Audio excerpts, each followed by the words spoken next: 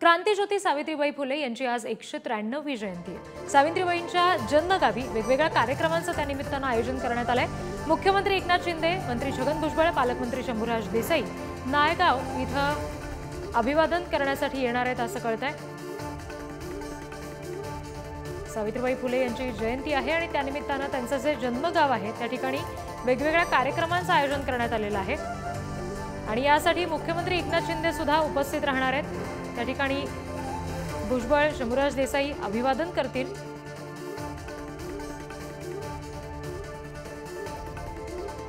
Updates घेऊया। प्रतिनिधी ज्ञानेश्वर चौतमल आपल्याशी जोडले गेले। ज्ञानेश्वर, काय नेमकं वातावरण आहे सध्या तिथे आणि कोणकोणते उपक्रम आज घेतले जाणार आहेत?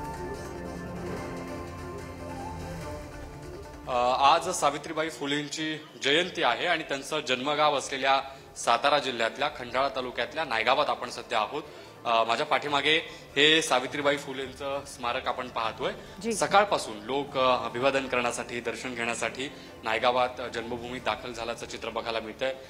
स्मारक आहे ज्या ठिकाणी महात्मा ज्योतिबा फुले आणि सावित्रीबाई फुले यांचा अर्धाकृती पुतळा आहे। सुंदर सजावट करण्यात आली आहे, लोकांच्या रांगा लागलेल्या आहेत अभिवादन करण्यासाठी आणि अगदी समोरच्याच बाजूला सरकारनं पुनर्रचित केलेला सावित्रीमाईंचा जन्म ज्या वाड्यात झाला तो वाडा या ठिकाणी आकर्षक फुलांनी सजवण्यात आलेला आहे आणि आतमध्ये देखील जे अनुयायी आहेत ते दर्शनासाठी, अभिवादनासाठी अगदी सकाळपासून येताना पाहायला मिळतात। एकूणच सगळ्या गावात आनंदाचं वातावरण आहे। जल्लोषात सगळीकडे स्वागत केलं जात आहे येणाऱ्या अनुयायांचं। रांगोळ्यांनी हा सगळा गाव सजवण्यात आलाय, फुलांची आकर्षक सजावट आहे। मुख्यमंत्री अगदी काही वेळात या ठिकाणी येतील। मंत्री छगन भुजबळ काही वेळानंतर येणार आहेत। अतुल सावे नुकतेच येऊन गेले। रेलचेल नायगावात वाढल्याचं पाहायला मिळतंय।